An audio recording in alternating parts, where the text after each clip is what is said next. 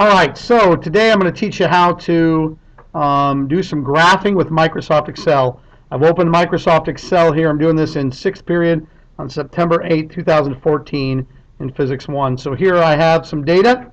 I've got a column of miles per hour and a column of kilometers per hour. Notice that I've added 00 as a data point because if I didn't have any speed in miles per hour, I wouldn't have any in kilometers per hour. These are data that were given to me by a student in the previous class, but it was different cars and their speed in miles per hour, and then what another person got using a radar gun for their speed in kilometers per hour. So what we want to do is we want to click and highlight all of that. We're going to come up here to scatter plot, and we're going to see a scatter plot just like this. Scatter with only markers. And it's going to bring this. Now, I like to work with a larger space, so I'm going to increase this a little bit. All right, but I don't have any labels on my axes. I don't have a chart label. All I have is data points. Also, when you do this, you want to make sure you've got things where you want. On this, I said I wanted miles per hour along the X, which goes up to 50, which is going to be my biggest mile per hour, and it scales it for you. And kilometers per hour is supposed to be on the Y-axis.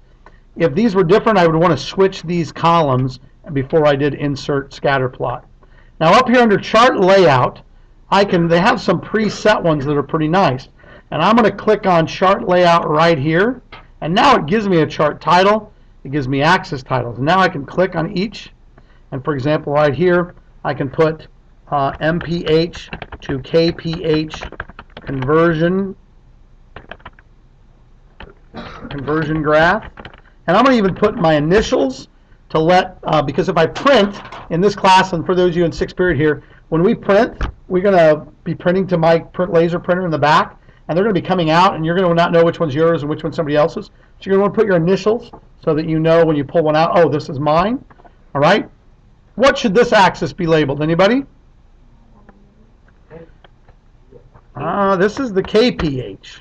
Now, normally I would put in parentheses the units, but the units are there. So I think you can even increase the size of that. If I want to make it a little bit bigger, I can do that here as well.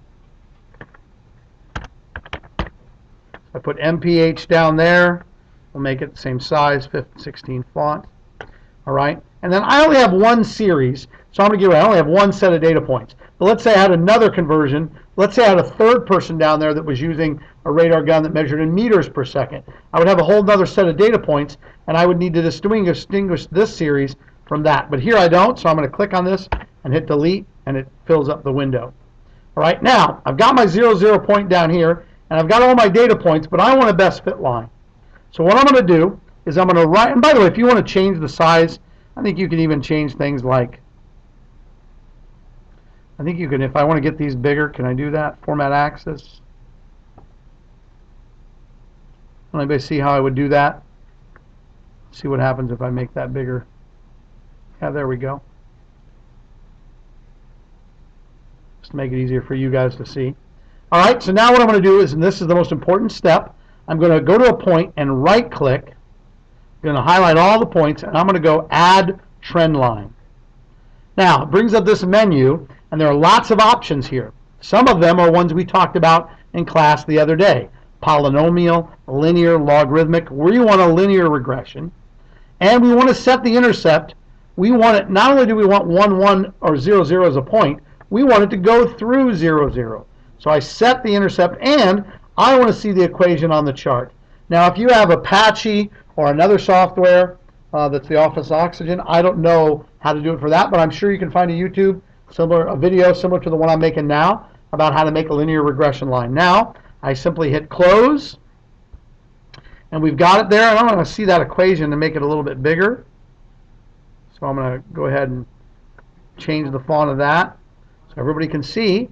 And I don't have a b. Why does it not say y equals mx plus b? Because b equals 0. Absolutely. Thank you. B equals 0. So all I have is the equation of the line, and that gives me my conversion factor. In this case, it's the conversion from miles per hour to kilometers per hour. It actually gives me that value. If I want to convert, I can take my miles per hour times 1.5841, and I'll get kilometers per hour. Does anybody know if this is what it actually is? We're going to see in notes today that we're a little bit off, but this is raw data and it's understandable. I think the actual conversion is 1.590, I think. Thank you, 1.609, I was close. 1.6, so I'm a little bit off, but it works. Now, if you want to print this, one little note, if I'm out here and I hit print, it'll print everything in the spreadsheet. But if I've highlighted this and hit print, all right, and then go to File, Print, you'll see that it's only going to print my graph, okay? The other thing that's cool is I can go back to Home, and up here on Chart Tools is Layout. This gives me all kinds of menus that I can work with. I can do error bars, axes. I can change my grid lines. I want vertical grid lines. Let's do minor ones, so now it puts those on. You see what I'm saying? I can do grid lines. Let's do horizontal. Let's do minor ones for that. And now I've got all these grid lines that help me. I can even do major grid lines. I wonder if I do major, if it, oh, it gets rid of the other ones. I was hoping to make one darker than the other. Oh, major and minor. There we go. And it makes one line darker. So that's how you do graphing on Microsoft Excel.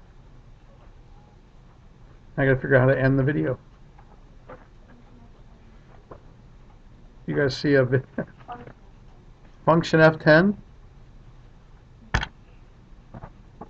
Go down to the blinking thing. Hello, world.